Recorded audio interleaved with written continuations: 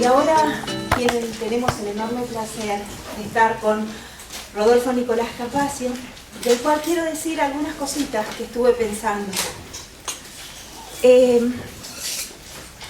Hablando de cómo es esto que planteaba también Copo Millán cuando presentamos e inauguramos este ciclo de diálogos con los maestros, de charlas con los maestros, ella hablaba de un pensamiento situado.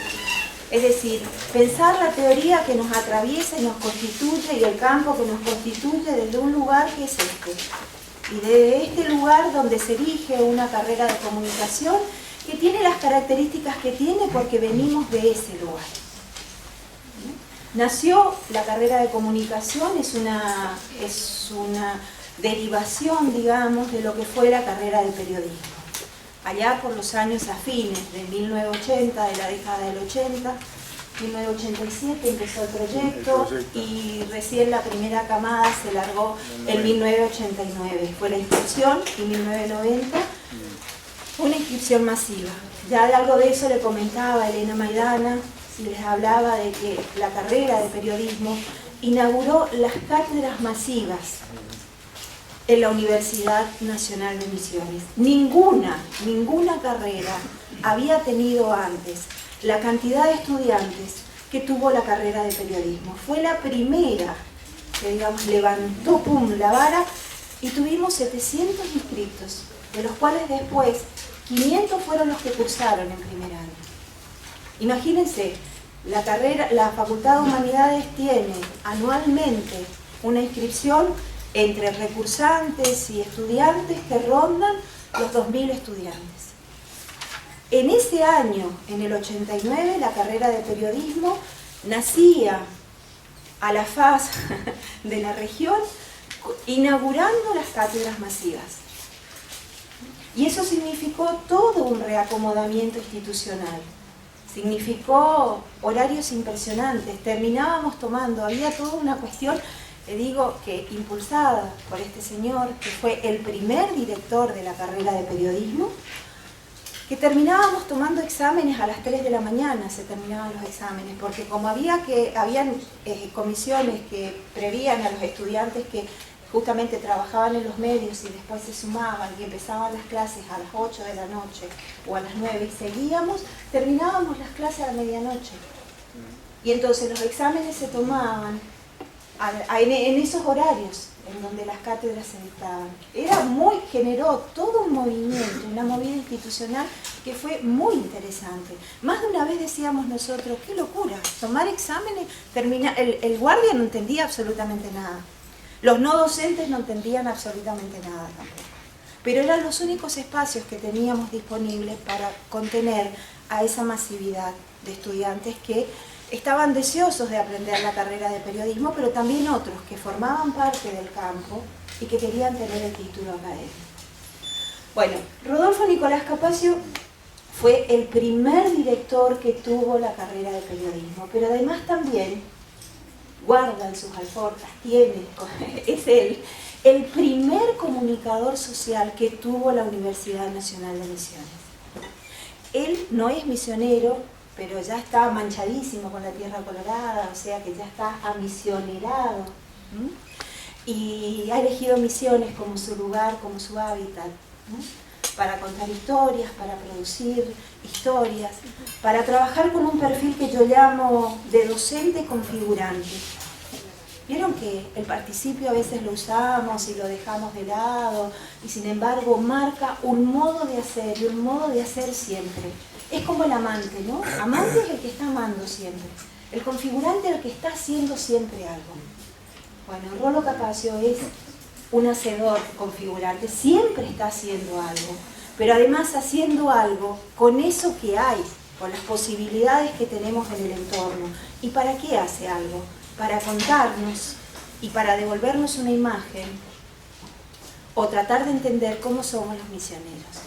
no solo porque está copadísimo, como decimos ahora, con Misiones, sino también para tratar de generar algo en el campo, no solo de la comunicación social, sino también en el campo cultural. A ver, ¿qué les puedo contar? Tenía un montón de cosas escritas sobre Capacho, pero no les voy a leer porque se van a unir. Pero sí les quiero contar, a ver, por ejemplo, ¿qué ha hecho Capacho? Ha hecho proyectos de extensión y de textual. Ha tenido proyectos de gestión cultural y de producción de la más diversa índole. Incluyen actividades, por ejemplo, en la editorial universitaria. Incluyen actividades, por ejemplo, en el ESA, el Sistema de Educación Secundaria Abierta. Incluye actividades, por ejemplo, en el SITED, Sistema Provincial de Teleeducación y Desarrollo de la provincia de Misiones. Ha también producido para la televisión abierta, de Canal 12, para la televisión por cable, del Grupo Selva, en aquella época del siglo XX, ¿no? Para la Radio Provincia de Misiones, LT17, Radio Provincia de Misiones. Ha producido material para el Consejo General de Educación, para la Secretaría General de Extensión Universitaria de la Universidad Nacional de Misiones, para la SADEM, Sociedad Argentina de Escritores, filial Misiones. Ha producido también materiales y ha trabajado en la carrera de periodismo, era la que hacía referencia, pero también en las carreras de comunicación social de la Facultad de Humanidades y Ciencias Sociales. En todos estos espacios, les puedo asegurar, hay producción localizada de Rodolfo Nicolás Capacio. Libros como, por ejemplo, Pobres, Ausentes y Recién Venidos, Aquí fue, Sumido en Verde Temblor. Esto quiero decir, su producción no solamente queda acá, sino que también ha trascendido a las fronteras. Tiene premios a nivel internacional, no solo premios como cronista, porque es un excelente narrador, es un explorador también, pero además es un excelente narrador, es un excelente cronista. No sé dónde meterme. Siempre dice eso, pero es verdad, no estoy mintiendo, los datos dicen esta cuestión. Además, bueno, tiene un reconocimiento de la Organización Internacional del Trabajo por crónicas, ha ganado una crónica en la que hablaba del hambre. Tiene reconocimientos en España también por sus narraciones, una novela que se llama La mirada vertical, ¿no? ¿Sí?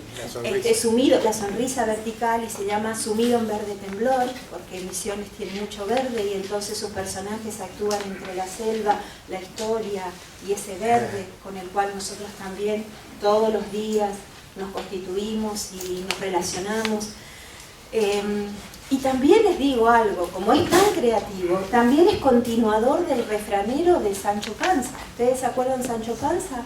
Bueno, el que acompaña al Quijote, muchas veces dice Rolo, en nuestras charlas por ahí, dice, sí, yo soy una...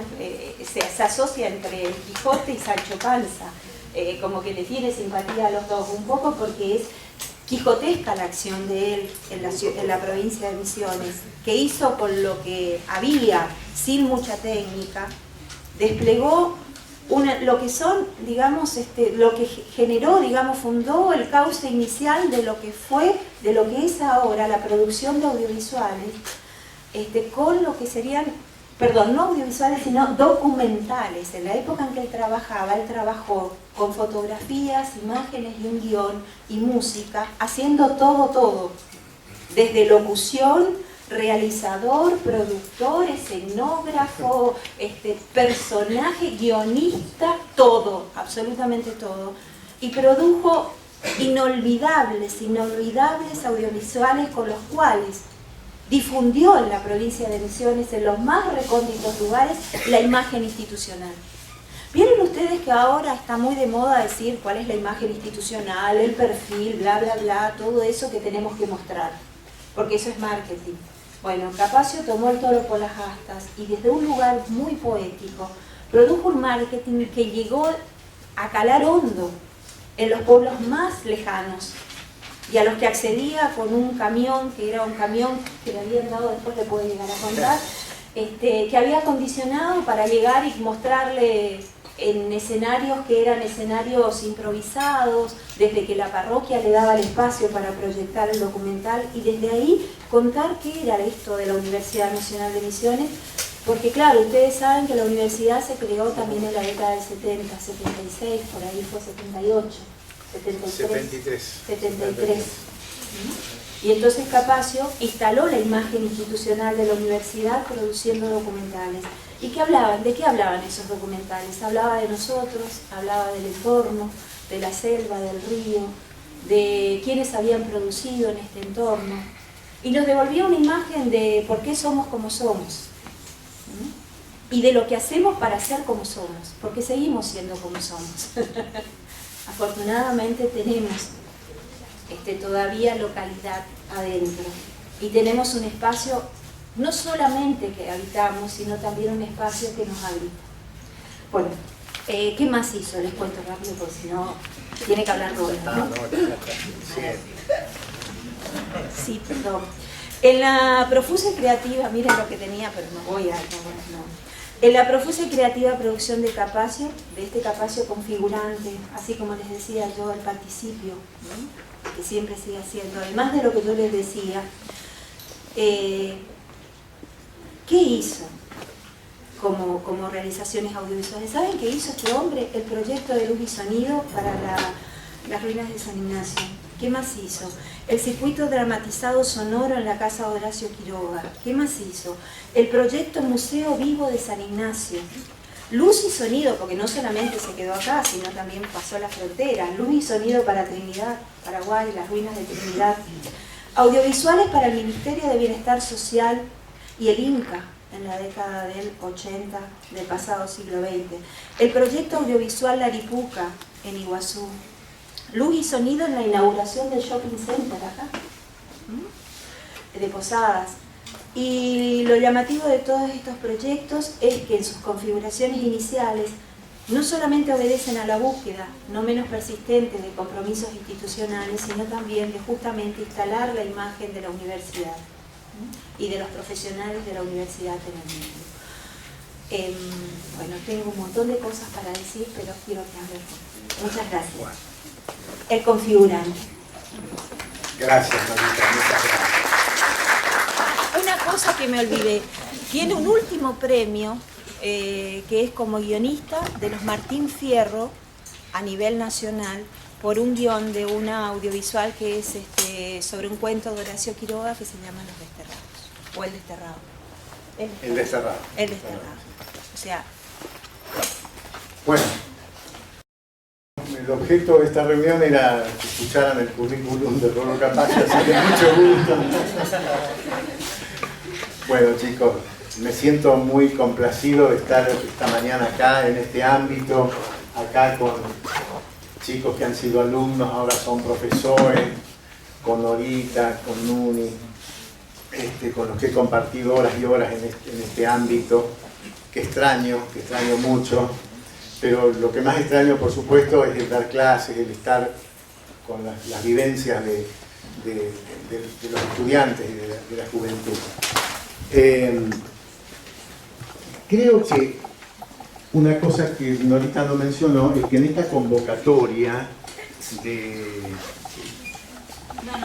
los padres de la criatura, yo vendría a ser el abuelo de la criatura, más que el padre de la criatura, Juan, había algo así como un título que decía de la generación espontánea y otros relatos. Bueno, como eso figura formalmente en la convocatoria, quiero hacer una pequeña aclaración acerca del porqué de esto de la generación espontánea. Seguramente ustedes habrán oído hablar de lo que es la generación espontánea. Fue algo que yo le mencioné así al pasar a Norita y bueno, ella lo captó rápidamente y lo incorporó como un poco el título de la reunión, de la convocatoria. ¿Y de dónde viene la cosa?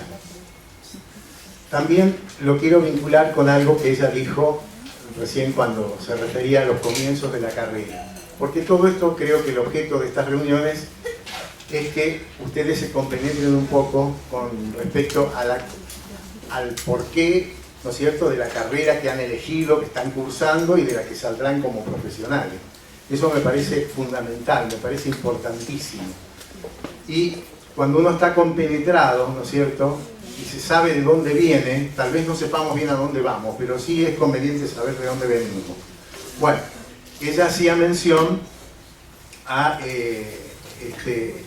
esos momentos iniciales que me tocó coordinar allá por el año 89-90 con ese primer ingreso masivo que tuvo la carrera de comunicación social con cerca de 700 alumnos que nunca habían ingresado así en ese número a una carrera de humanidades.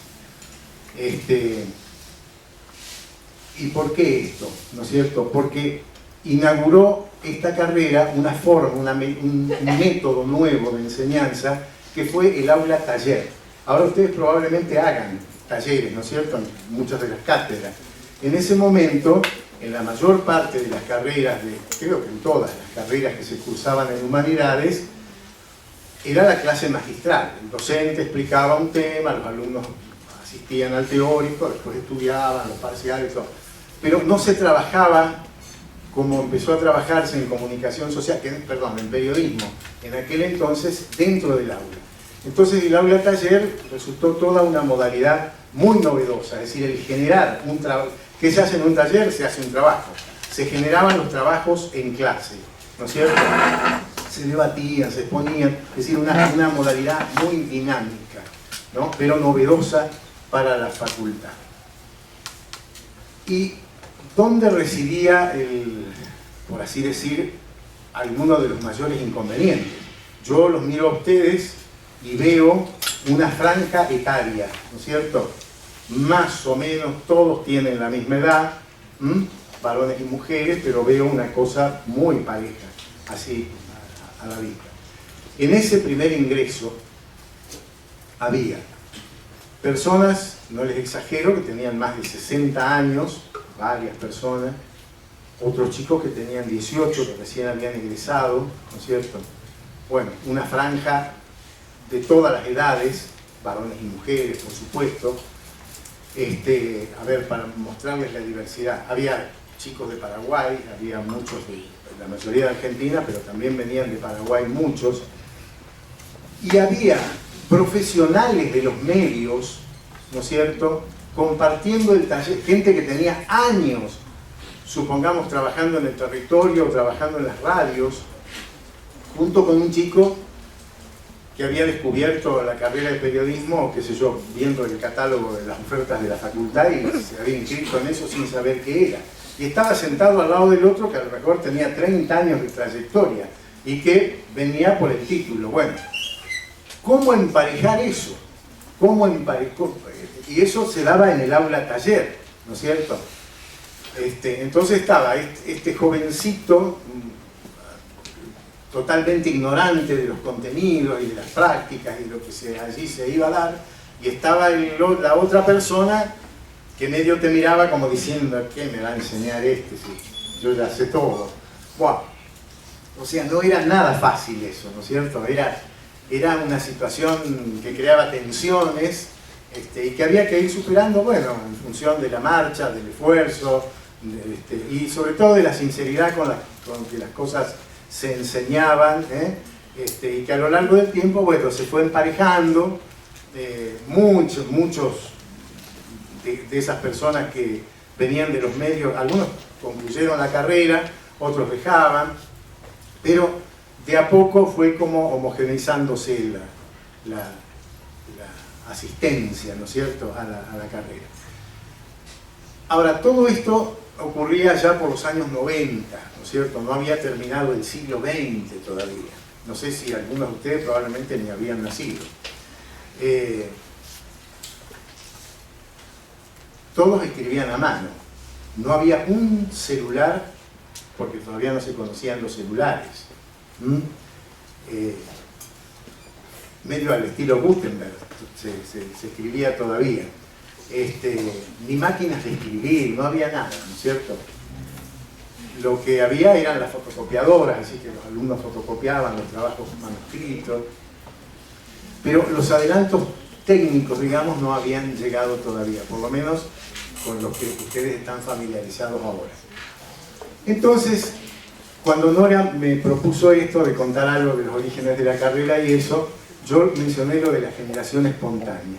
¿Y por qué razón? Porque hasta ese momento, más o menos quienes ingresaban, y sobre todo aquellos que eran un poco más grandes, tenían todavía una conciencia de cómo los medios habían venido evolucionando, los medios de comunicación. No les digo mi generación, que vio nacer los medios directamente, ¿no es cierto? Yo nací en mi casa había una radio, pero no había televisión. La primera vez que vi fue en una vidriera, en un comercio, allá en mi pueblo, como muchísima gente, vi por primera vez un televisor en una vidriera, lleno de gente mirando qué era eso. Wow. Que no era una cosa que creaba mucha expectativa, hasta que uno tomaba conciencia de que lo que se estaba proyectando ahí no era una película, estaba ocurriendo en vivo y muy lejos del lugar. Ahí, cuando uno tomaba conciencia de eso, se daba cuenta que había un fenómeno muy novedoso. Bueno, los teléfonos eran fijos, qué sé yo, y los cambios que se venían produciendo en los medios daban tiempo a la adaptación. Cuando aparecía una modificación, una innovación en los medios, uno ya sabía que eso se iba a producir, pero había tiempo de ir, ya uno estaba adaptado a la forma anterior y asimilaba la nueva adaptación hasta que resultaba muy novedosa, pero había tiempo para adaptarse, ¿no es cierto? Tiempos que se fueron achicando, que se fueron achicando cada vez más, cada vez más. A punto tal que ahora, ¿no es cierto?, en la actualidad, que se habla de los millennials, los centennials, todos los que han nacido del 2000 para acá, y los que entraron al nuevo milenio, no tienen tiempo de adaptación a los cambios tecnológicos que se van operando,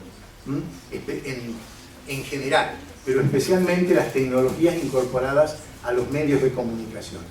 Y va ocurriendo una cosa, el cambio es tan vertiginoso, es tan rápido, y tantas cosas se incorporaron en los últimos 20 años, no ya en los últimos 50 o 100, sino en los últimos 20, que los que van naciendo se encuentran con todas las tecnologías ya dadas, incorporadas a la cotidianidad de sus vidas, en el hogar, en su trabajo, está todo dado. Y eso hace que no se piense mucho en de dónde vienen las cosas, ¿no es cierto? Las toman como que todo eso está dado, de ahí la expresión que yo le contaba ahorita, como por generación espontánea. Ya nací, ya estaba la computadora, estaba el teléfono celular, estaban todos los medios, ¿no es cierto?, dados. ¿Y de dónde vienen esas cosas? Bueno, no importa, no sé, está y me sirven, los utilizo, pero no tengo ni ganas de poderme a rastrear de dónde están viniendo estas cosas. Cosa que antes uno, quisiera o no quisiera, sabía de dónde venía porque veía el nacimiento y tenía tiempo de adaptarse, como yo les decía. Por eso le dije lo de la generación espontánea, porque que tiene vinculación con la biología, ¿no es cierto? Hubo una teoría, seguramente ustedes conocen, que era que decía que las especies, no las mayores, ¿no es cierto?, sino esos bichos que uno ve sobre moscas, ratones, todas esas cosas, donde sobre todo no ve uno en la cópula, es decir, cuándo se están reproduciendo, no una vaca, un caballo, ¿no es cierto?, porque es evidente, sino todos esos otros animales, ¿no?, nacían espontáneamente. Las moscas nacían de la carne podrida, los ratones nacían de la ropa sucia, y había científicos que adherían a esas teorías. Y recién Pasteur, en el siglo XIX, pudo demostrar en la Sorbona, ¿no es cierto?, tapando un pedazo de carne con un tul y dejando el otro destapado, que las moscas venían porque venían otras moscas que ponían los huevos ahí, las querés, y nacían nuevas moscas, pero que no nacían espontáneamente. Bueno, pero costó desmontar eso que venía desde la antigüedad. De allí lo de la generación espontánea. Yo estoy con mi nieto, todas las cosas que tiene, que yo ni sé manejar la mayoría, que él maneja, que tiene 9 años y me da cátedra con todas las cosas, no le interesa de dónde vinieron, ¿no es cierto? Entonces, ¿qué ocurre? Está bien, él es una criatura, o a mucha gente le ocurre lo mismo. Las personas que encontramos por la calle, la mayoría ignoran esto, sobre todo las personas jóvenes, y no importa, no importa para la gran mayoría de la gente que no se ocupen, pero no para los comunicadores sociales, ¿no es cierto? Ustedes como comunicadores sociales sí tienen que tener preocupación por saber de dónde vienen las cosas, los adelantos técnicos en la comunicación. ¿Por qué? Porque los adelantos técnicos son los que modifican la forma de comunicar. Siempre, en todos los cambios que aceleraron la comunicación social, que la socializaron, que la hicieron masiva, está el medio. Por eso hablamos del medio de comunicación. Hay un medio, algo que intermedia. Y ese medio tiene adelantos tecnológicos que se fueron incorporando hasta hacer posible todas estas cosas que tenemos ahora. Entonces un comunicador tiene que preocuparse, ¿no es cierto? Como un médico tiene que saber la anatomía del cuerpo humano, y tiene que saber historia de la medicina, de por qué está operando como opera, por qué determinada técnica, por qué alguien la fue probando, ensayando, hasta que derivó en esto, ¿no es cierto? Entonces, el profesional sí tiene la obligación de saber de dónde vienen las cosas. Por esto que les digo, porque todas las mediaciones tecnológicas que contribuyeron a facilitar la comunicación y cambiar la forma de la comunicación tienen una historia, y esa historia la tienen que saber. ¿Y por qué? Porque la historia no terminó, ¿no es cierto? La historia no terminó. Lo que se han achicado son los tiempos en los cambios y los tiempos de adaptación cada vez más rápidos. Entonces no es que llegamos al término de las innovaciones tecnológicas, ya bueno, así como estamos, con este celular de última generación que tengo, y la compu que tengo, y que yo y todo, no, porque dentro de, ya no de 5 años o 10 años, menos, ahora el mes que viene se produce una nueva innovación que va a ser obsoleto esto que estamos usando, ¿no? Y dentro de 10 años tal vez estas tecnologías ya sean obsoletas todas. O sea, porque el cambio sigue produciéndose.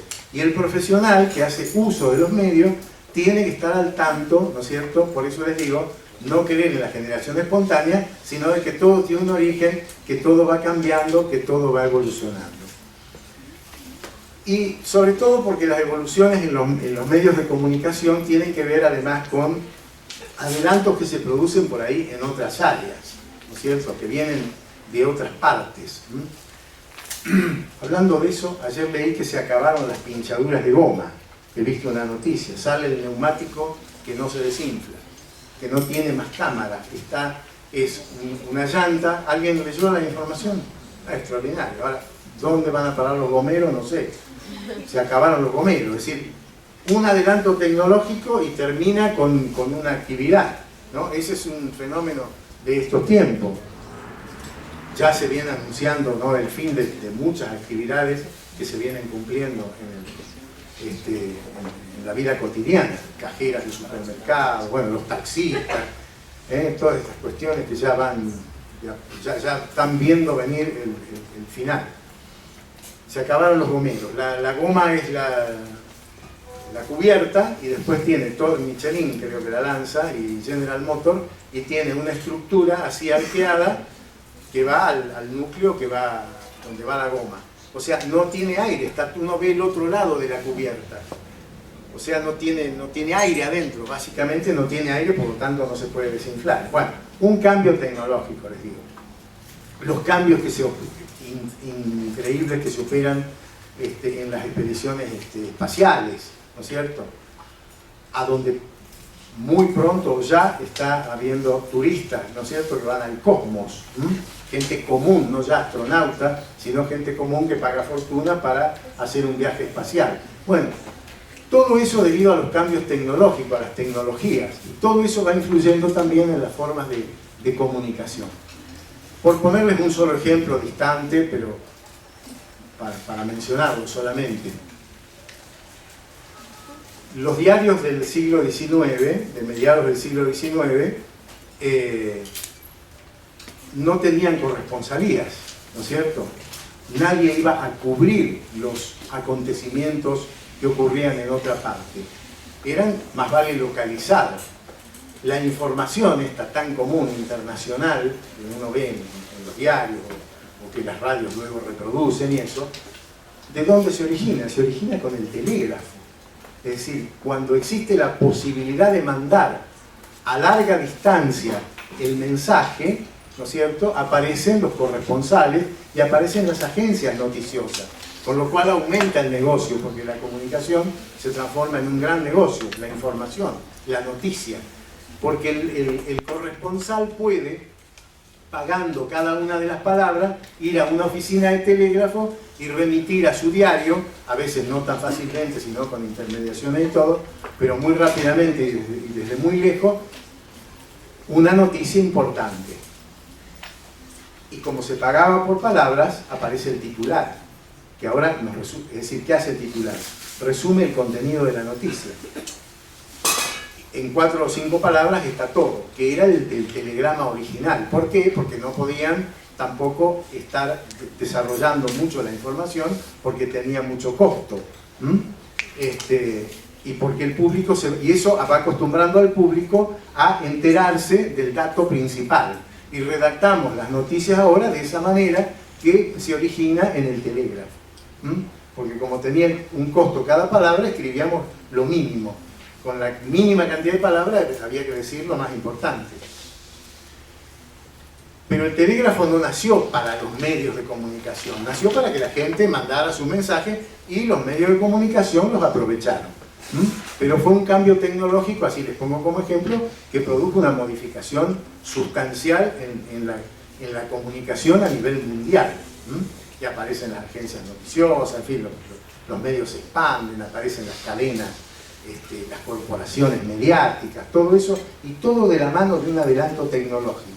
Es decir, allí no hubo generación espontánea, hubo Morse, que inventa el telégrafo, que inventa un código, que inventa la forma de poder transmitir ese código a través de un tendido alámbrico, y bueno, después todo eso se va perfeccionando, por supuesto, todo eso es parte de la historia de los medios que van a ver con Milton y la cátedra. Pero bueno, les pongo esto como ejemplo del tema de la generación espontánea. Entonces, tiene que haber por parte del comunicador una gran preocupación por saber de dónde vienen las cosas, porque las cosas no terminaron aquí. Los medios van a seguir cambiando, las formas de comunicarnos van a seguir cambiando, como han cambiado a partir del teléfono celular que concentra ahora casi todos los medios, ¿no es cierto?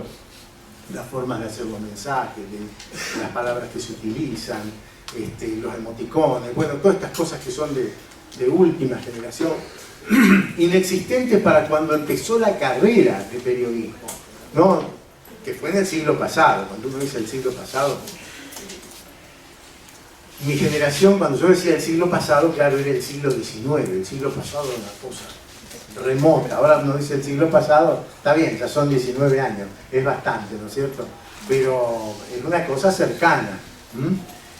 Entonces, esta carrera empieza en el siglo XIX y nada de estas cosas, ninguno de estos adelantos tecnológicos existían que ustedes disponen ahora en ese momento. Me acuerdo, el primer celular se lo vi a una alumna en 2001 o 2002. Venía una chica con un celular a clase, y todos la miraban así, que era como un zapatón, una cosa larga así, y era el único celular. Yo pregunto ahora, ¿quién no tiene celular? En todo, ¿no es cierto? Y era una cosa extraordinaria. No me acuerdo el nombre de la alumna, pero bueno, pero me acuerdo bien del celular. En el 2001, en el 2001. Y después, poco a poco, ya se fueron incorporando y bueno, ahora es la cosa más común del mundo. Pero fíjense ustedes en qué lapso histórico se produce una modificación tecnológica dentro de la propia carrera, ¿no es cierto? Sí, no, que en la década del 90 existían los Movicom, esas mochilas que cargaban los periodistas para poder hablar por teléfono. Sí, por supuesto. Sí. Era la época de Menem, y me acuerdo que le cuestionaban que tenía, nosotros los argentinos le pagábamos el Movicom de Zulemita. Bueno. Sí, no. Eran las mochilas, las cuales se comunicaban en cualquier momento. Eran estos los teléfonos, pero eran aparatejos.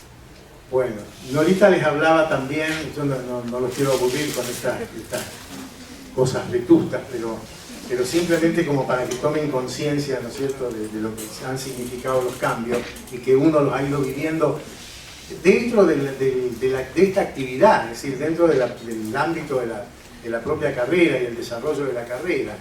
Ella se refería a algunas cosas que me tocó hacer, como por ejemplo algunos cortos para la universidad, y recuerdo que había que salir con los técnicos, los cameraman del canal, porque había un convenio entre la UNAM y el canal, y a mí me tocaba, cuando uno se tomaba en serio el convenio, ahora el Canal 12 no se tomaba en serio el convenio. Así que cuando uno iba, era un convenio, o sea que para el empleado del canal era un incordio.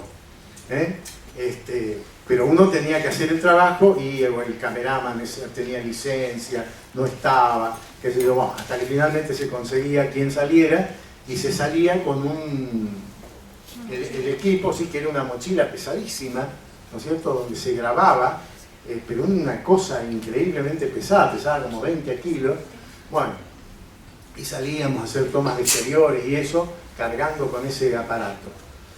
Y después eso no era lo peor era cuando se venía y dice, uy, no grabó, eso faltaba tiempo. Bueno, todas esas cosas propias de la profesión, que, sí, uno se quería morir con esas cosas. Bueno, después, por ejemplo, Norita mencionó, ¿cómo? Y los sonidos ambientes, lo de Cacique cuando se inspiró, que tenías que llorar. Bueno, eso ahora les cuento a los chicos. Otra de las producciones que mencionaban ahora fueron unos audiovisuales que yo hice, que era el único material del que disponía la universidad y a veces la provincia cuando había algún evento, ¿no es cierto? Hice un audiovisual sobre las tallas.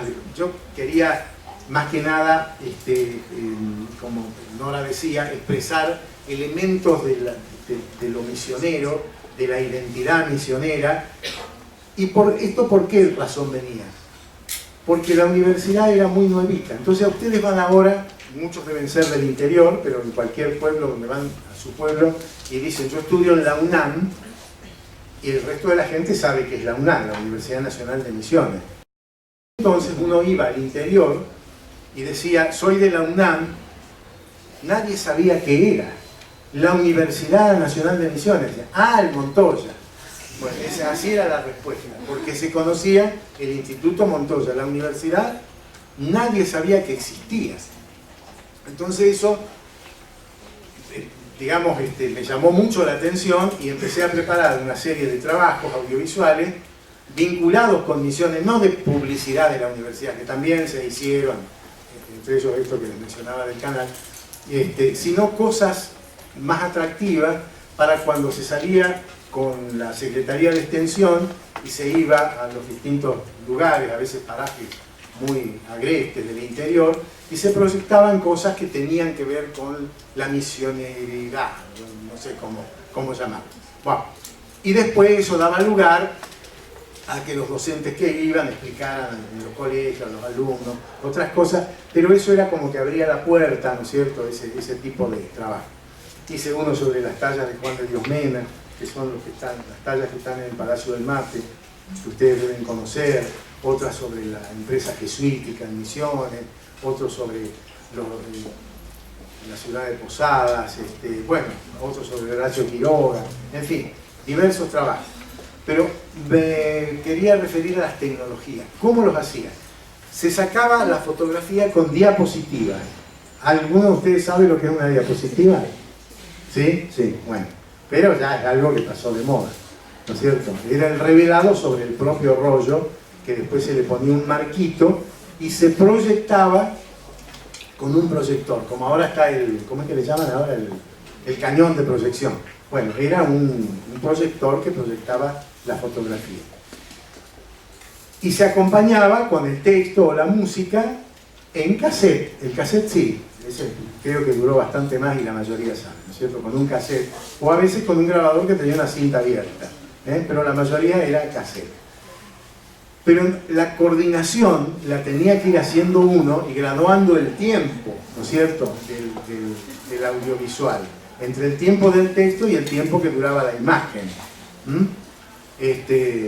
Entonces un día, pasó mucho tiempo, todo eso quedó obsoleto y me dice mi hijo, bueno, vamos a digitalizar esos trabajos. Bueno, entonces digitalizó los trabajos que están en internet, pero no me acuerdo las direcciones ahora. Y entonces él, que tiene más o menos la edad de ustedes, así, me dice, pero esto tiene como dice, estos audiovisuales tienen un ritmo muy ochentoso. Le digo, el ritmo ochentoso era que la máquina tenía que llevar una diapositiva y traer la otra. Entonces yo no podía ir más rápido que lo que la máquina iba, porque el texto quedaba fuera de lugar, ¿no es cierto?, a destiempo. Es decir, mi tiempo estaba condicionado por la tecnología que yo empleaba. Es decir, no podía ir más rápido que la tecnología, que era un movimiento mecánico que hacía el proyector, ¿no? Ese era por eso les digo cómo influye el medio que uno utiliza en la forma de comunicar. Por supuesto me hubiese gustado hacerlo más ágil, como se puede hacer ahora en la compu. No era así, lo tenía que hacer de manera mecánica, ¿no? Bueno. ¿Y qué me decías? Bueno, son todas anécdotas, sí. Porque ahora uno tiene una aplicación y bajar el sonido ambiente. Claro. Tiene que llorar, tiene que Sí. Bueno, cuando... Esto a lo que se refieren ahorita esto es anecdótico. Cuando me tocó hacer el guión y la puesta audiovisual del primer espectáculo que se hizo en las ruinas de San Ignacio, que duró muchos años, pasa que después empezó a decaer técnicamente también, no lo repusieron, hasta el 2004 por ahí estuvo en vigencia, desde 1987. Era luz y sonido y un guión, un texto, ¿no es cierto?, que acompañaba las imágenes que se iluminaban en las ruinas de San Ignacio. Entonces, yo para hacer ese guión me basé en todos como el tema de los jesuitas es un tema controvertido, ¿no? Porque hay gente que está muy a favor de la empresa jesuítica y otros que están en contra, ¿no? Eso han sido muy criticados.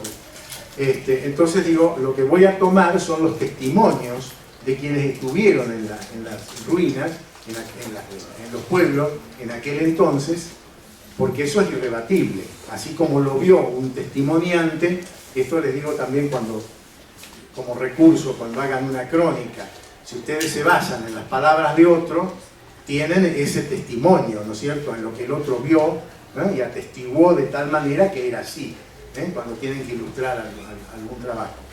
Entonces eso era irrebatible, así lo habían visto. Y entre los viajeros que habían visitado las ruinas, incluso algunos sacerdotes y eso, daban cuenta de que cuando había que castigar a algún indígena, los azotaban.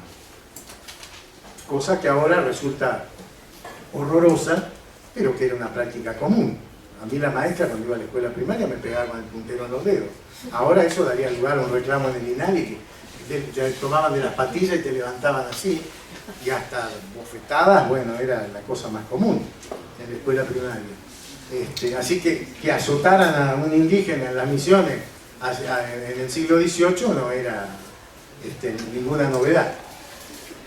Pero este testimoniante contaba qué gritaban los indígenas cuando los azotaban. Y eran cosas como, ay, padrecito, no lo volveré a hacer, ay, bueno, se quejaba así, ¿no?, reproducía el lamento mientras le daban los chicotazos, atado a algún árbol, una columna, eso no me acuerdo. Entonces me pareció un testimonio muy vívido eso, y yo lo quise incorporar. El tema es que necesitaba un indio que gritara. y tenía que ser un indígena real, ¿no es cierto? Por la forma de expresarse como indígena, como hacen los indianos cuando hablan en castellano, porque el texto tenía que estar en castellano.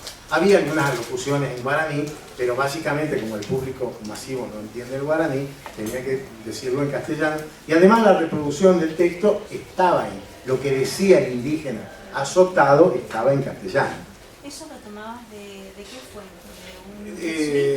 Sí, en Furlon hay muchos testimonios, ¿sí? De Antonio Sepp también, bueno, todos los que él cita de la historia jesuítica. Y entonces con un sonidista que todavía trabaja en la universidad, con Beco Blanco, hicimos varios viajes a una aldea indígena, la aldea Marangatú, esa que está pasando Jardín América, ¿no? Ahí por Ruiz de Montoya. Entonces, bueno, todos unos acuerdos primero con el cacique, que eso yo, le explicamos todo lo que teníamos que hacer. Fuimos varias veces porque hacíamos diversas grabaciones de los indianos tocando sus instrumentos, hablando, bueno. Y llegó un momento en que teníamos que grabar el Parlamento del Indio Azotado, esto por lo que Norita me decía. Entonces, y comparando con los tiempos actuales, que tal vez todo eso uno lo pueda bajar de internet. Entonces, ¿dónde íbamos a encontrar un indio gritando? En internet, en ese momento, no había internet. Entonces un indio tenía que ser azotado y tenía que gritar eso. Entonces yo le explicaba, primero, porque el intermediario era el cacique. Entonces le conté toda la historia al cacique y el cacique reunió a 3 o 4 de ellos y les explicó. Y por ahí uno dijo que sí, que él quería ser el actor, ¿no es cierto?, que interpretara ese parlamento. Un indio medio artista resultó ser. Y bueno, macanudo, el tema era si había que azotarlo o no. Por supuesto, no íbamos a azotar el indio. Ahora, ¿cómo lograr el chicotazo y los gritos adecuados del indígena?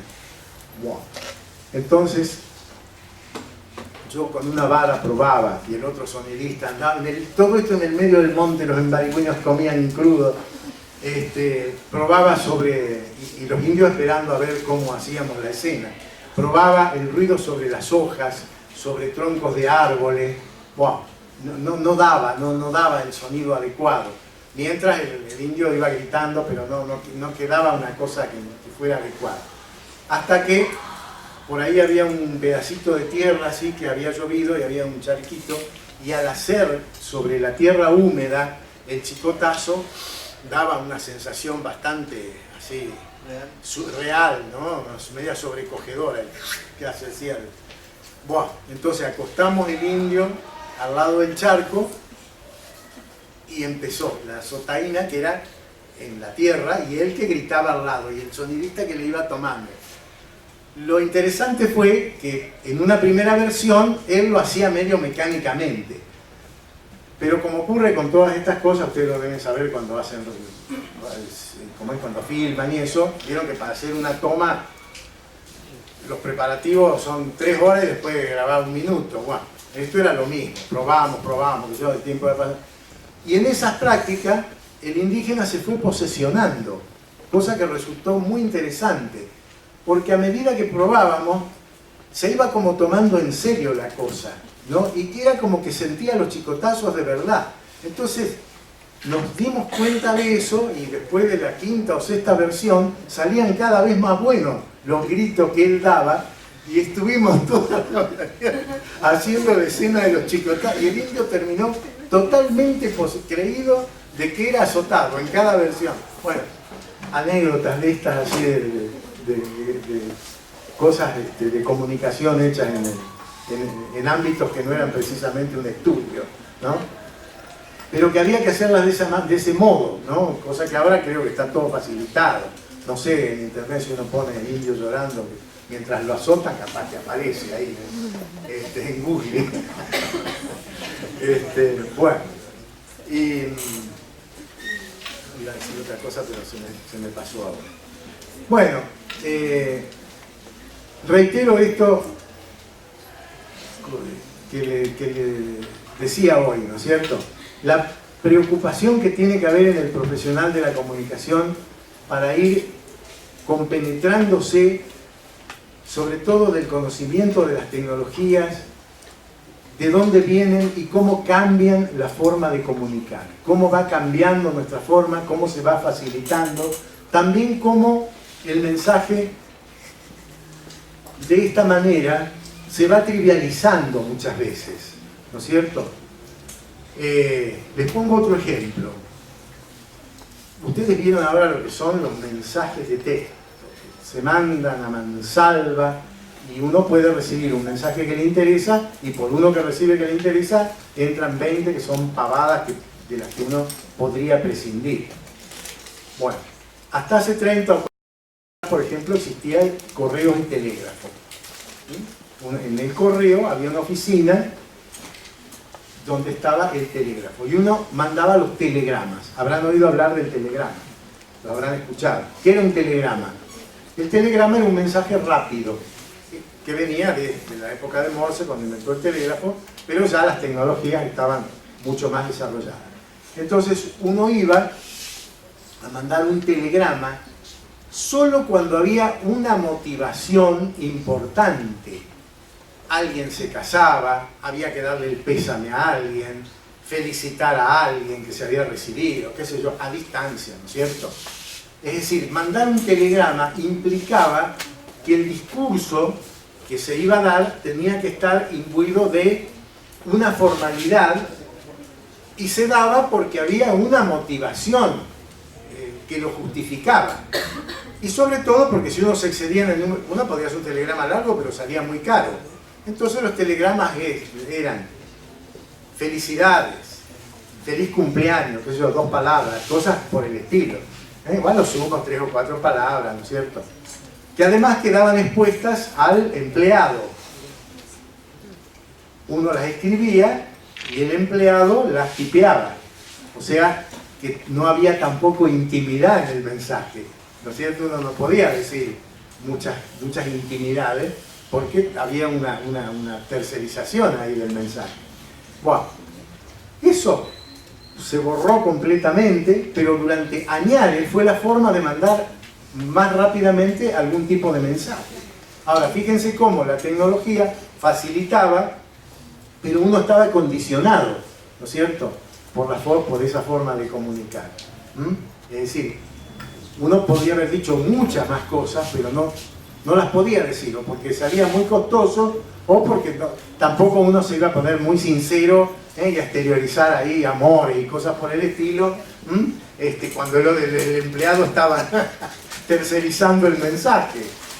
Así que bueno, esto es para que ustedes vayan viendo cómo ahora se facilitó enormemente, pero también se trivializó, ¿no es cierto? Porque de 10 cosas que uno recibe, y muchas de las que se mandan, son cosas que podrían pasar, no cambian nada, no cambian la vida del otro, podrían no haberse mandado y no cambian. Sin embargo, la facilidad del que ofrece el medio, ¿no?, hace que uno sobreabunde en la comunicación.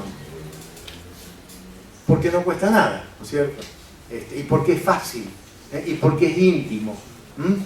Es decir, todo eso lo facilita el medio, el adelanto tecnológico, que va a cambiar, que sin duda va a cambiar. Y va a cambiar hasta extremos que, bueno, no sé, son impensables. Yo, por ahí, a veces me pongo a pensar y digo, si a mi abuelo debe haber conocido la fotografía, pero mi bisabuelo probablemente, no hablo de la época del Imperio Romano, mi bisabuelo, está bien, hace unos cuantos años, pero no tanto. Si uno le hubiese contado en ese momento, mirá, vas a ver en una pantalla todo lo que hiciste en el día y todo lo que dijiste. Iba a pensar que eso, por supuesto, la ciencia ficción no existía en ese entonces, pero iba a decir, este es loco. ¿Cómo voy a ver lo que hice y lo que hablé durante todo el día? Porque no había ninguna forma de registro. Bueno, ahora nos hartamos de ver en la televisión el crimen del día, el asalto del día, todo queda filmado, ¿no es cierto? Pues están las cámaras fijas, ¿no? Entonces por ahí yo me pongo a pensar ¿qué tal si dentro de no sé cuántos años, pero aparece el mensaje telepático? En la década del 80 se especuló mucho con eso, sobre todo que en la Unión Soviética habían hecho grandes adelantos. Pero como siempre lo de la Unión Soviética estaba como revestido así de cierto misterio, ¿no? Trascendían como cosas fantasiosas. Pero, ¿qué tal si dentro de 10 años yo te miro a vos y sin hablar te estoy mandando un mensaje? Todas las empresas de teléfono se van al diablo, ¿no? Cierran todas las empresas. No sé, están haciendo unas investigaciones sobre el cerebro ahora impresionantes. Así que uno ahora lo toma a risa, parece una cosa de loco, pero hay que estar prevenido.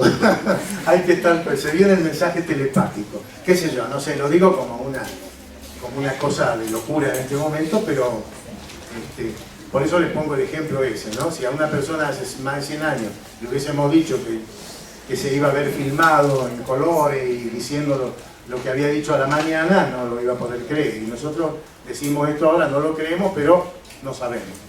Lo cierto es que los cambios se van produciendo, que son cada vez más rápidos, y que la adaptación del comunicador tiene que estar acorde con eso. Y allí aparece una cuestión muy singular, y es que cuando en otras ciencias generalmente hay tiempo de separar el fenómeno, ¿no es cierto?, como para analizarlo, tomar distancia con el fenómeno. Y en la comunicación nunca podemos tomar distancia con el fenómeno. Lo tenemos que ir analizando en el momento en que se produce. Alguna vez yo he hecho la comparación del surfista que va sobre la ola y tiene que analizar por qué se produce la ola, ¿no es cierto? A lo mejor alguien de afuera puede analizar el movimiento de la ola, qué sé yo, pero el que va surfeando no puede al mismo tiempo, y nosotros vamos surfeando el fenómeno.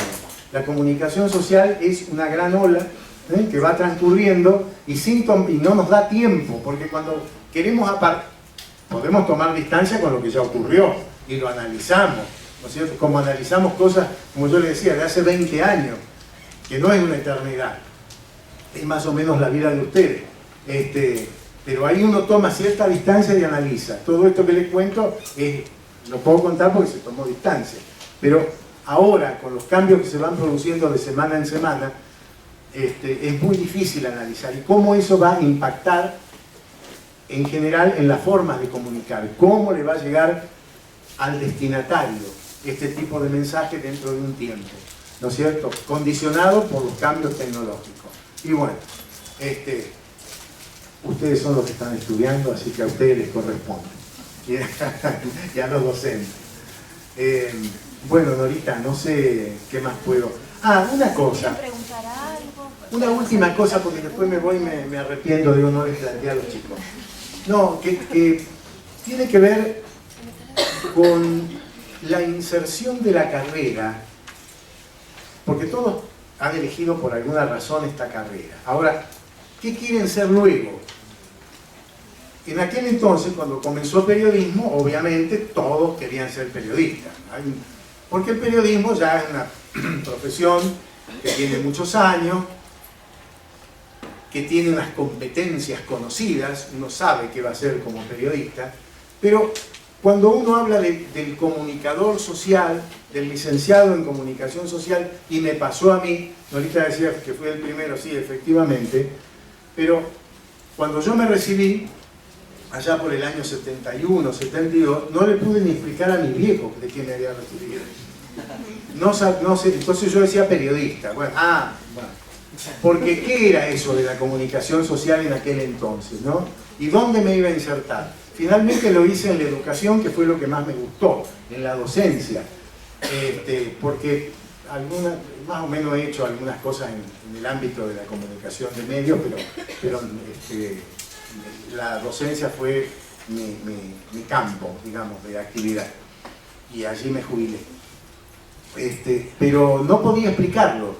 Y entonces ustedes se van a recibir de licenciados en comunicación social, y donde el ámbito laboral, a mí me preocupa lo del ámbito laboral. ¿Y por qué me preocupa mucho?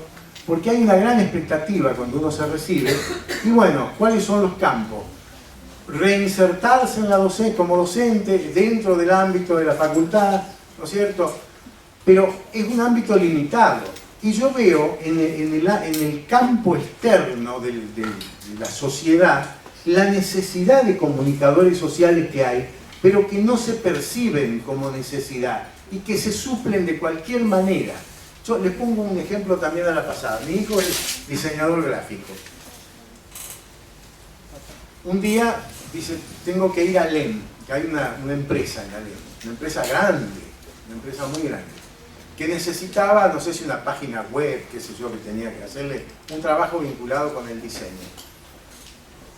Bueno, yo lo acompañé, estuve haciendo otras cosas allá y como a las 3 o 4 horas sale, bueno, fatigado, cansado, ¿de qué? De que nadie en la empresa supiera decirle qué querían, y lo habían convocado ellos, porque querían tener la página, querían salir, querían presentarse socialmente, presentar la empresa, ¿no es cierto? Y nadie de la empresa, ni los directivos, ni los altos empleados que había ahí, podía darle las explicaciones que él necesitaba para el contenido de lo que quería hacer. Entonces ahí lo que hacía falta era un comunicador social, ¿no es cierto? Pero ni se les cruza por la cabeza emplear un comunicador social en una empresa particular como esa, que debería tenerlo, porque lo que él necesitaba era que el comunicador, ¿no es cierto?, le diera los contenidos que necesitaba para que él a su vez hiciera un trabajo que es de otra clase, de otro nivel. Y así, eso que lo viví en carne propia, me imagino que ocurre en todas partes. Y en las entidades públicas ni les digo, es decir, ocupa a lo mejor el supuesto cargo de comunicador social a alguien por intereses políticos, por amiguismo, por lo que sea, pero no un profesional. Entonces, me parece importante que desde la carrera, esto yo alguna vez lo planteé cuando todavía cursábamos acá, de ir motivando y haciendo conocer a la gente, sobre todo en el ámbito privado, en el oficial también, pero más que nada en el privado, la necesidad de los comunicadores sociales, también como un campo laboral, ¿no es cierto?, latente, que existe, potencial, pero que debe ser ocupado progresivamente por comunicadores sociales.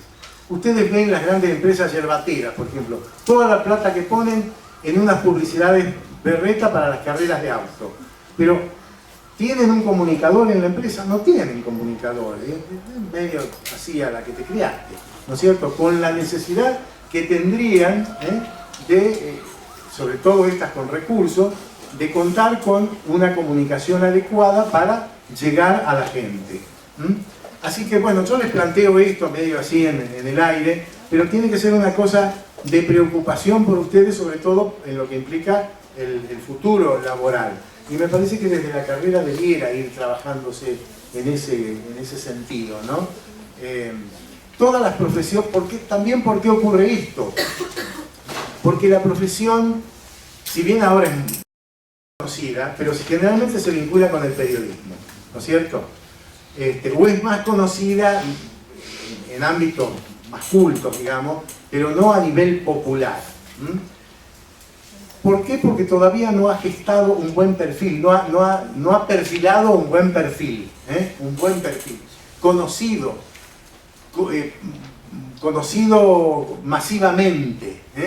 Yo me acuerdo con respecto a los diseñadores que también surgió este tema y que sigue vigente, aunque ya un diseñador gráfico ha como perfilado más su figura, ¿no es cierto?, las competencias que tiene como profesional. Entonces yo les decía, le ha ocurrido a todas las profesiones, y le ponía como ejemplo los dentistas. ¿Ustedes irían ahora a sacarse la muela con el peluquero? Ni se les cruza por la cabeza. Bueno, hasta comienzo del siglo XX, cuando alguien tenía dolor de muela y se tenía que sacar la muela, iba al peluquero, al barbero. El barbero era el dentista. ¿Por qué? Porque los dentistas no existían, no existía la carrera. La carrera se crea, se estudia específicamente, egresa, ¿no es cierto?, de la carrera un profesional. a quien nadie le va a discutir su competencia, pone el consultorio y ahí van los clientes al consultorio del dentista. El peluquero no tiene por qué sacar las muelas, pero no había quien lo hiciera. Es decir, y ahora a nadie se le ocurriría ir a alguien que no sea el dentista. Es decir, porque el perfil está perfectamente definido desde el punto profesional, desde el punto de vista profesional. A ustedes dicen un comunicador social. Bueno, está con mi vieja. ¿Sí? ¿Qué es eso? Bueno, periodista. Dicen, bueno, hay que quedar un poco más tranquila. Porque ahora no es tanto, no es tan... Porque el protagonismo de los medios, sobre todo, los medios han cobrado un enorme protagonismo y los mismos periodistas protagonistas, ¿no es cierto?, han impuesto a la comunicación social como una cosa imprescindible en la sociedad. No hay nadie que no esté enterado ahora de las cosas, ¿no? Ni aunque te niegues a enterarte, podés, porque te llega de algún modo te llegan las informaciones, por la profusión que hay.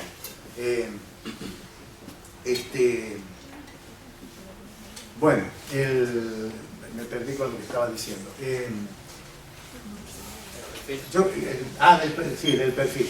Bueno, yo creo que debería trabajarse desde la propia facultad en ese sentido, como para ir abriendo un camino cierto sobre el destino y el futuro del comunicador social. Tiene que tenerlo.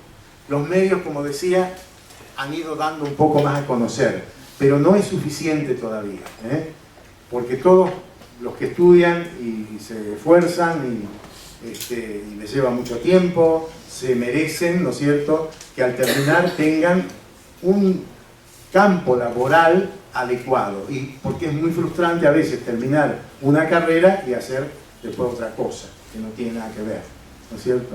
Si uno estudia para algo, tiene que dedicarse a lo que estudió, porque es muy frustrante hacer un trabajo que no es el deseado, o para el que uno se preparó. Así que bueno, eso yo les dejo un poco como inquietud, como para que lo piensen, porque creo que por ahí, por el perfil, por la necesidad de ese profesional, pasa la cosa.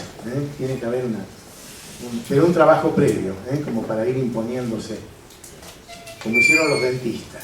¿Usted qué propondría? Y yo propondría que en principio que la carrera formalmente estableciera alguna forma de orientación hacia los ámbitos públicos y privados, ¿no es cierto? Mediaciones.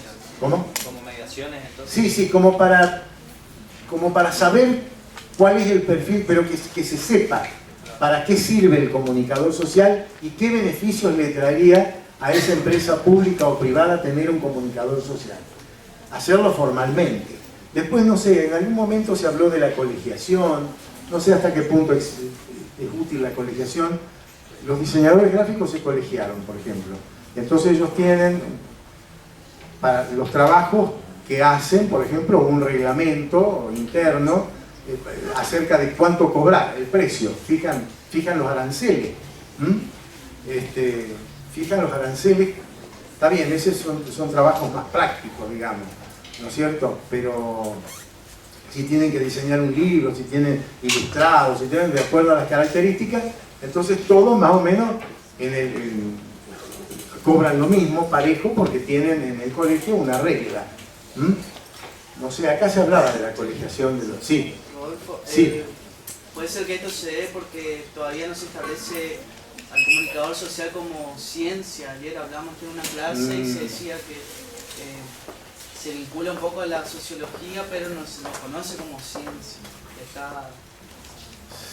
Sí, no sé si es tanto, pero yo creo que a esta altura la comunicación ha tomado características propias y tiene campos de estudio, ¿no es cierto?, lo suficientemente perfilados como para considerarlo como tal.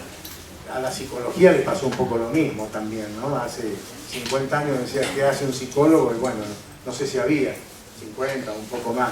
Es decir, es un devenir de las profesiones nuevas, Ahora, nadie niega de que la comunicación social es un fenómeno importantísimo, es un fenómeno de cohesión social, ¿no es cierto? El comunicador social es como el tejido conectivo del cuerpo, Es una intermediación necesaria siempre, absolutamente necesaria, absoluta, porque no podemos prescindir de la comunicación. Es decir, la comunicación es un elemento del que no se puede prescindir en la naturaleza. No hay animal que no se comunique, el que se comunica perece. Y las sociedades gregarias, la comunicación aumenta de una manera impresionante. Abejas, hormigas, todos ellos viven en un mundo de lenguajes y de códigos establecidos. ¿Y cómo no lo vamos a tener nosotros, no es cierto? El ser humano, que de hecho los tenemos. Tenemos el lenguaje, tenemos los medios. Bueno, pero hay profesionales para darle la mayor utilidad a esos medios, y esos profesionales no son reconocidos como tales, excepto el periodismo. Yo siempre dije, alguna vez le planteaba a los chicos, es como una pizza, ¿no es cierto? Dentro de la pizza, una porción es el periodismo, pero no es toda la pizza. La mozzarella completa es la comunicación social, dentro de la cual está el periodismo. Pasa que el periodista fue también marcando un perfil, un determinado perfil. Pero la comunicación social es mucho más que la actividad periodística. Y en los ámbitos, como les decía, ya gubernamentales, ya las ONG, en los ámbitos privados, es decir, pueden llegar a cumplir un rol determinante como futuro laboral. Pero bueno, hay que trabajar sobre eso. Es decir, de algún modo no quedarse a ver qué pasa, sino preocuparse, sí. No, sí. Si ve la posibilidad o la necesidad de crear la orientación a comunicación institucional, como por ejemplo hay en Córdoba. Está, claro. Sí, no estoy muy al tanto. Yo te estoy hablando un poco también con datos que tengo de cuando todavía estaba al frente de los alumnos hace 5 o 6 años. Ya después es probable que haya habido avances. Eso también, a propósito de lo que vos me decías, estar al tanto de qué hacen en otras universidades, ¿no es cierto? Córdoba. Sí, tengo entendido. Claro, establecer contacto con Córdoba, ver cómo, qué especialidad están desarrollando y tener todas esas cosas en cuenta. Porque yo creo, Nora, que los chicos merecen un buen futuro. Sí, porque se preocupan mucho, estudian mucho, hay mucha capacidad, ¿no es cierto?, en ustedes, y esa capacidad tiene que ser volcada después a la sociedad y personalmente, como les digo, para no terminar frustrados, ¿no es cierto?, sino ejerciendo la profesión que eligieron. A mí me ha ocurrido a lo largo de todos estos años encontrarme con exalumnos y preguntarle, y bueno, por ahí están haciendo, qué sé yo, cualquier cosa, trabajos que no tienen absolutamente nada que ver, y yo digo, qué lástima, porque era capaz, estudió, tiene condiciones, ¿no es cierto?, para terminar haciendo una cosa. Creo que lo que está diciendo Rolo apunta también, o sea, hago la conexión con lo que planteaba Elena en la charla anterior que tenía, y planteaba el tema de la precarización. Y lo que inaugura el siglo XXI es una nueva clase social de trabajadores, una nueva clase social y trabajadores que ya no son los proletarios, sino que es el precariado. Sí, sí. Incluso desde el punto de vista de la sociología y las ciencias sociales siempre llegamos tarde con las categorías, pero la categoría que está actualmente vigente es la categoría del precariado. O sea, el proletario era el que tenía que alimentar a su prole y tenía un montón de chicos o de familias numerosas para sostener. Y ahora el precariado es el que tiene condiciones laborales que pasan por todas las disciplinas, desde la medicina, desde el médico que tiene que hacer salud laboral, tiene que atender en una obra social, tiene que operar, qué sé yo. Sí, eso es o cierto. sea, hasta el periodista, hasta el docente y hasta, incluso con calificaciones de excelencia, con posibilidades y doctorados y qué sé yo, pero que tienen una condición laboral precaria. Todos. Sí, eso es verdad. Desde bueno, genética hasta contadores y comunicadores sociales. O sea, como que el siglo XXI está transformando las relaciones incluso laborales y bueno, la sustentabilidad de las profesiones están en juego. Sí, en general es así, es parte de los cambios reales que se producen, pero yo creo que tampoco es un motivo de desaliento, ¿no es cierto? Para algo está la carrera, uno tiene que seguir viviendo y tiene que ir buscando la forma, pero como la comunicación social es imprescindible, ¿no? En todos los ámbitos, y los medios se van diversificando y facilitando, es decir, la especialización que vayan teniendo les va a facilitar los campos laborales. El asunto es que también hay, como les decía, cierta, como una anomia, es decir, una ignorancia por parte de la sociedad acerca de cuál es el rol profesional. Porque vos decís el médico, está bien, tendrá que laburar más que antes, de repartirse y todo, pero nadie pone en duda de qué es lo que hace un médico. Esa es la cosa, ¿no es cierto? El perfil del médico está perfectamente definido. Y por ahí algunos se especializan en algo y se hacen ricos también. Pero, bueno, pero en la comunicación social la cosa así, se diluye un poco. Entonces, creo que tendría que haber una acción conjunta por parte del alumnado y de la institución, de la propia carrera y de la facultad, como para ir acentuando ese perfil. Este es otro, lo que vos aportabas es muy interesante, es decir, ponerse en contacto para ver qué otros adelantos hay en otras facultades del país, y para ir buscándole por ese lado la vuelta, y además dar a conocer. Bueno, si la carrera de comunicación no se da a conocer, ya es el colmo de los colmos. En los medios empresariales, privados y públicos, ¿no es cierto? Que tengan en cuenta, porque tampoco la gente tiene por qué saber las cosas. Te dieran, pero no es obligación. Entonces, si la carrera se preocupa por decirle a un empresario los beneficios que le traería tener un comunicador social en su empresa, por ahí ya, lo tome o no lo tome, pero ya tomó conciencia de que existe ese profesional. ¿No es cierto? Si uno cuenta todo eso, se genera como la característica o el carácter de un mediador, ¿sería, no?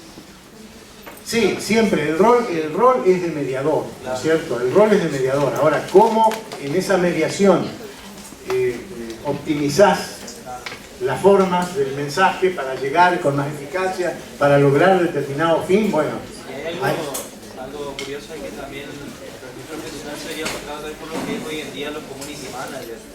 Hay gente que hace un curso de pocos meses. Exactamente, esa es una competencia, que sería como una competencia desleal también, ¿no es cierto? Sí.